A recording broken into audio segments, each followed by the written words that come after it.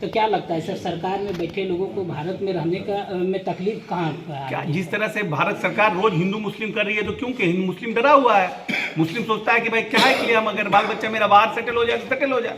ये तो भारत सरकार को देखना चाहिए ना। रोज हिंदू मुस्लिम करेगा तो क्या करेगा समाज में तो एक बड़ा तबका डरे जाएगा ना। जब राम मंदिर का निर्माण हो रहा था और ईंट हर जगह से लेके जाया जा रहा था, तो मुस्लिम तबके के लोगों का क्या हाल था। चाहे जो मुस्लिम इलाके में हिंदू रहता था उसका क्या हाल था, सब डरा हुआ था।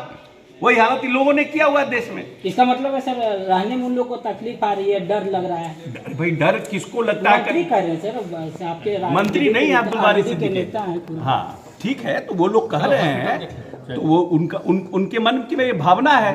तो वो समझते हैं कहीं बम फटता है तो बहुत दूर से लोग डर जाता है, कोई लोग बगल कराता नहीं डरता है। तो हर लोगों की अपनी अपनी सोच होती है। आप क्या सोचते हैं कि सही में सर? बिल्कुल कहीं ना कहीं सुरक्षित है सर। कहीं ना कहीं एक तबका को जिस तरह से संपूर्णता के साथ देश को लेकर चलना चाहिए, चाहे सिख हो, ईसाई हो, मुसलमान हो, सबको एक साथ लेकर के देश को मेन स्ट्रीम में लाना चाहिए। वो काम तो हो नहीं रहा है ना।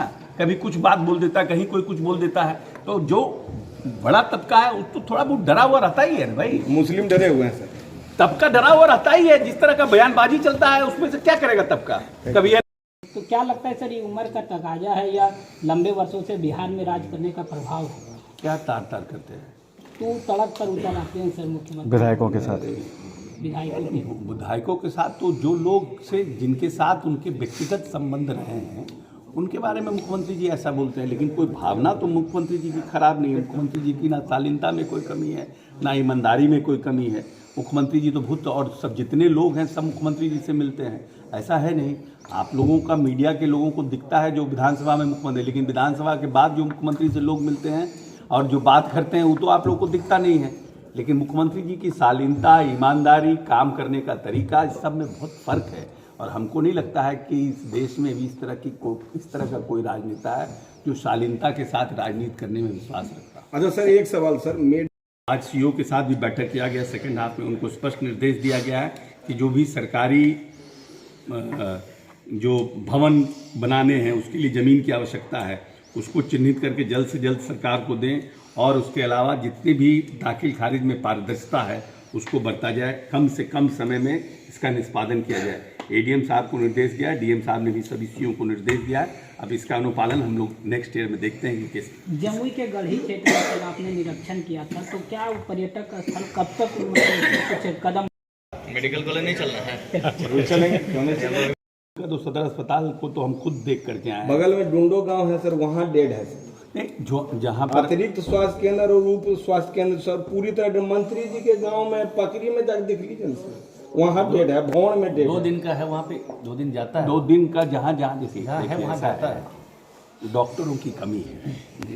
स्वास्थ्य केंद्र पूरे प्रदेश में ज़्यादा खुल गए, डॉक्टर की कमी हुई है।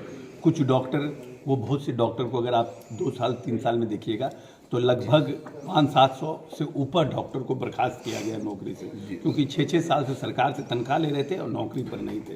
तो कहीं ना कहीं कोई भी स्वास्थ्य उपकेंद्र या जो हमारा पीएससी है उसको हम लोग किसी न किसी तरह ऑपरेटिव कर रहे हैं। कभी डिप्टेशन करके 2 डॉक्टर का कि आप 2 डॉक्टर वहाँ काम करिए, 2 डॉक्टर वहाँ का। लेकिन एक मेजर वैकेंसीज आ रही है डॉक्टर्स की, जिसको बार बार हमारे उप मुख्यमंत्री तेजस्वी यादव जी भी कह रहे हैं, उसकी जैसी बहाली हो जाती है जिसका फोकस पर है। अभी और भी इंफ्रास्ट्रक्चर बढ़ाया जा रहा है और स्वास्थ्य उपकेंद्र को डेवलप करने के लिए सरकार प्रयास कर रही है। तो उन सब जगहों पर फिर नियमित डॉक्टर को लाने की व्यवस्था की जाएगी। सर, छपरा में जहरीली शराब से योजना है और सरकार की जो अन्य योजना है उससे बीड़ी मजदूरों में और खास करके ट्राइबल एरियाज़ में इसको हम लोग और बढ़ाएं, उसका एक दिशा निर्देश दिया गया।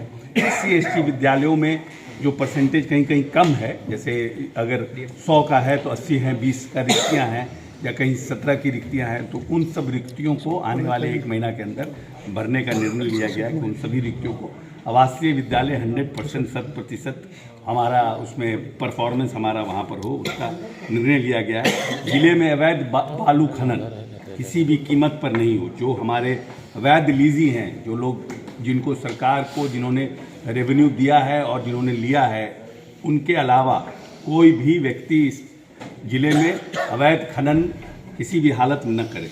और इसके लिए DTO, माइंस और पुलिस रेगुलर अपना मीटिंग करेगी, अपने कोऑर्डिनेशन में रखेगी और उस तरह से ओवरलोडिंग की जितनी भी गाड़ियां हैं उनको जब्त करने का भी साफ साफ निर्णय दिया गया कि जमुई जिले में किसी भी तरह से अवैध बालू खनन की किसी भी परिस्थिति में ना हो। सिविल सर्जन को ग्रामीण इलाकों में भी हेल्थ कैंप करने का निर्णय दिया गया है कि नए साल से हेल्थ कैंप ग्रामीण इलाकों में लगाए, जहां पर हमारा अस्पताल नहीं है या जहां पर अस्पताल है, आई camp, dental camp, general camp लगाने का निर्णय लिया गया है, जिससे कि हमारा फुटफॉल हॉस्पिटल्स में बढ़े, क्योंकि 40% लास्ट ईयर हमारा फुटफॉल था। मरीजों की जो संख्या थी पूरे पॉपुलेशन का 40% आयोजित की गई बैठक आज समीक्षात्मक बैठक थी। सभी हमारे जनप्रतिनिधि भी बैठक में उपस्थित थे और सभी पदाधिकारी, जिले के सभी पदाधिकारीगण थे।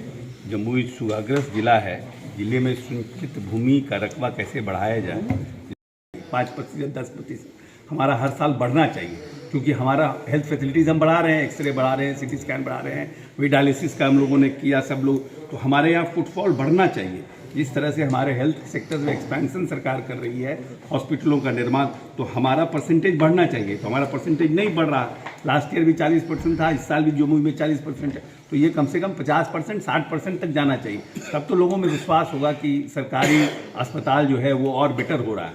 तो इसके लिए हेल्थ कैंप लगाने की आवश्यकता है और सिविल सर्जन को निर्देश दिया गया है। दाखिल खारिज में पारदर्शिता बरती जाए। बहुत शिकायतें योजना है और सरकार की जो अन्य योजना है उससे बीड़ी मजदूरों में और खास करके ट्राइबल एरियाज़ में इसको हम लोग और बढ़ाएं, उसका एक दिशा निर्देश दिया गया। SC/ST विद्यालयों में जो परसेंटेज कहीं कहीं कम है, जैसे अगर 100 का है तो 80 हैं, 20 का रिक्तियाँ हैं या कहीं 17 की रिक्तियाँ हैं, तो उन सब रिक्तियों को आने वाले 1 महीना के अंदर भरने का निर्णय लिया गया है कि उन सभी रिक्तियों को आवासीय विद्यालय 100%, 100% हमारा उसमें परफॉर्मेंस हमारा वहाँ पर हो, उसका निर्णय लिया गया है। जिले में अवैध बालू खनन किसी भी कीमत पर नहीं हो। जो हमारे अवैध लीजी हैं, जो लोग जिनको सरकार को जिन्होंने रेवेन्यू दिया है और जिन्होंने लिया है, उनके अलावा कोई भी व्यक्ति इस जिले में अवैध खनन किसी भी हालत में न करे। और इसके लिए DTO, माइंस और पुलिस रेगुलर अपना मीटिंग करेगी, अपने कोऑर्डिनेशन में रखेगी और उस तरह से ओवरलोडिंग की जितनी भी गाड़ियां हैं उनको जब्त करने का भी साफ साफ निर्णय दिया गया कि जमुई जिले में किसी भी तरह से अवैध बालू खनन की किसी भी परिस्थिति में ना हो। सिविल सर्जन को ग्रामीण इलाकों में भी हेल्थ कैंप करने का निर्णय दिया गया है कि नए साल से हेल्थ कैंप ग्रामीण इलाकों में लगाए, जहां पर हमारा अस्पताल नहीं है या जहां पर अस्पताल है, आई camp, dental camp, general camp लगाने का निर्णय लिया गया है, जिससे कि हमारा फुटफॉल हॉस्पिटल्स में बढ़े, क्योंकि 40% लास्ट ईयर हमारा फुटफॉल था। मरीजों की जो संख्या थी पूरे पॉपुलेशन का 40% था।